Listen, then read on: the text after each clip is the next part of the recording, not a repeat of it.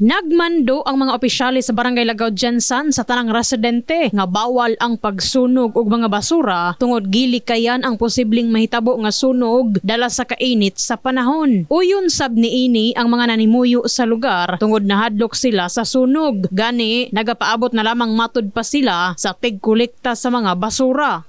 Bawal gyud magsunog basura labi na karon sa atong panahon nga parte ng inita ni dagan nag 42 ang kainit sa panahon diri sa Jinsan nga ginabawal ang pagsunog labi na kay diri sa ibabaw namo nanay nasunugan diri mo na kanong gibawal ang mga basura namo ginasegregate namo pero naami inay-collection ang barangay every first week o once a week.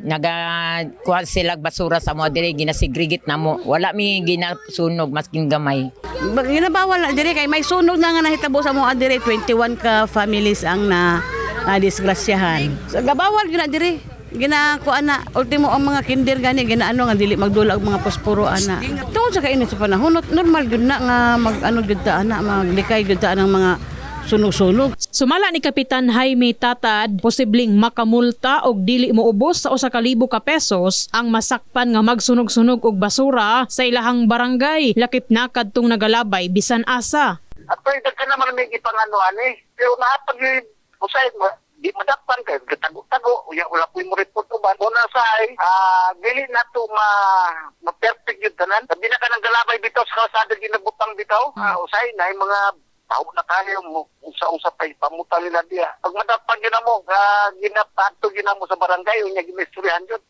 Gipaniguro sab sa kapitan nga makuha sa mga tigkolekta ang tanang mga basura aron dili magproblema ang mga residente kung asa kini ibutang. Naglaom ang opisyal nga magkooperar ang mga tawo aron mamintenar ang kahinlo sa ilahang palibot. In the heart of changing lives kini sa Brigada Enemy Mugpon sa Brigada News Jansan, Brigada News.